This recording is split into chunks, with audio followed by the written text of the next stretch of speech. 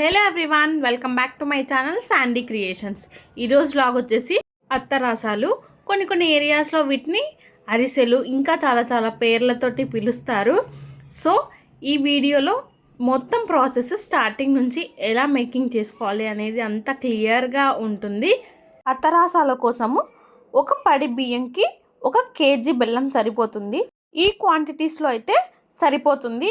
ఇంకొంచెం మీకు స్వీట్ ఎక్కువ కావాలనిపిస్తే మీ టేస్ట్ని బట్టి, మీ ప్రిఫరెన్స్ని బట్టి స్వీట్ని అడ్జస్ట్ చేసుకోండి. ఇప్పుడైతే ఫస్ట్లీ నేను ఈ రేషియోలో తీసుకున్నాను. పడి బియ్యంకి కేజీ బెల్లం.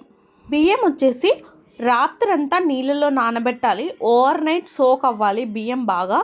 తెల్లవారిన తర్వాత ఈ వాటర్ అంతా పోయేలాగా ఇలా ఒక బొక్కల గిన్నెలో వేసి పెట్టి తడి ఆరక ముందే మనం ఈ బియ్యం అంతటిని పౌడర్ చేసుకోవాలి.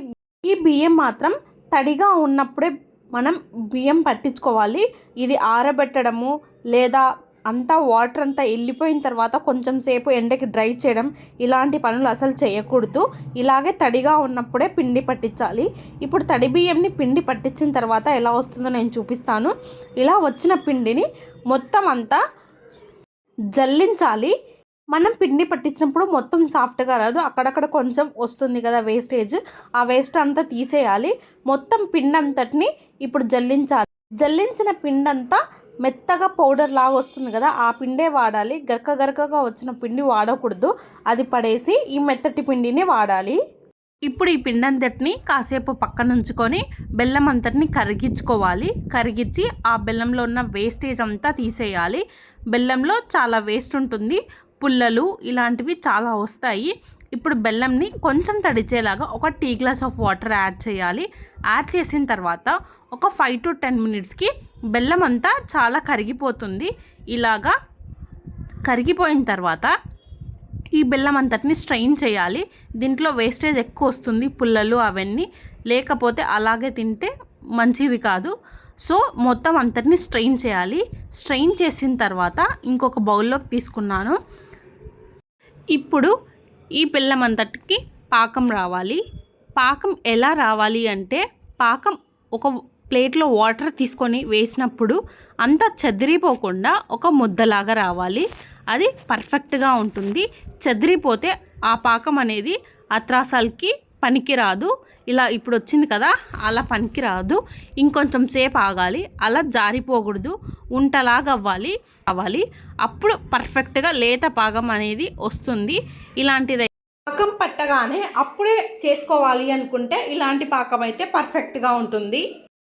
ఇప్పుడు వేసిన తర్వాత చూడండి, ఇప్పుడు అసలు కదలదు, స్ట్రాంగ్గా ఉంటుంది. ఇప్పుడు ఈ పాకంలోకి మనం జల్లించిన పిండంతటిని వేసుకొని కలుపుకోవాలి. ఇలాగా గట్టిగా అవుతుంది. లేత పాకం ఇది పర్ఫెక్ట్గా సరిపోయింది. ఇప్పుడు నేను చూపించిన పాకానికి పడి బియ్యంకి కేజీ బెల్లము పర్ఫెక్ట్గా సరిపోతుంది. మీరు ఎక్కువ స్వీట్ కావాలనుకుంటే మీ ప్రిఫరెన్స్ని బట్టి అడ్జస్ట్ చేసుకోండి. ఇలాగా తెడ్డు తీసుకొని మెల్లమెల్లిగా పౌడర్ వేసుకుంటూ ఈ పాకంలోని కలుపుకోవాలి. ఇలా అవుతుంది, దగ్గరికి వచ్చేస్తుంది.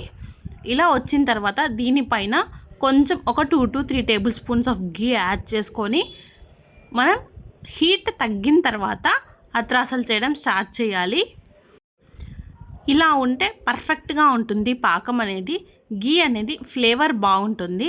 సో పైన ఒక 2 to 3 టేబుల్ స్పూన్స్ యాడ్ చేయాలి గీ అనేది. ఆయిల్ అంతా బాగా హీట్ అవ్వాలి. ఇదైతే హై ఫ్లేమ్లో చేయకూడదు, కొంచెం లో టు మీడియం ఫ్లేమ్లో పెట్టి కాల్చుకోవాలి. లేకపోతే పైన అంతా బ్రౌన్ కలర్లో మారినా కూడా లోపల అనేది కాగదు, సరిగా కాలదు. చిన్నగా ముద్దలు తీసుకొని కింద ఒక సూపర్ కవర్ వేసుకొని ఆ పేపర్కి వాటర్ తగిలించాలి కొంచెం. తర్వాత ముద్ద వేసి తడి చేత్తో కొంచెం తీసుకొని గసగసాలు కొన్ని పైన పెట్టాలి. టేస్ట్ బాగుంటుంది. జస్ట్ ఊరికల్లా పెట్టగానే అతుక్కపోతాయి. మధ్యలో హోల్ పెడితే ఏమవుతుందంటే ఆయిల్ ఎక్కువ అబ్జర్వ్ చేయదు.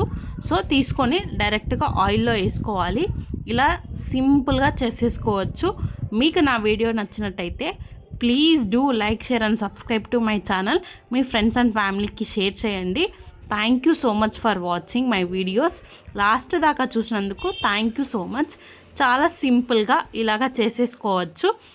మీకేమైనా డౌట్స్ ఉంటే కామెంట్ సెక్షన్లో కామెంట్ చేయండి, నేను తప్పకుండా రిప్లై ఇస్తాను. ఇలాగా మీడియం ఫ్లేమ్లో కాల్చుకోవాలి, లేకపోతే లోపల సరిగా కాలదు.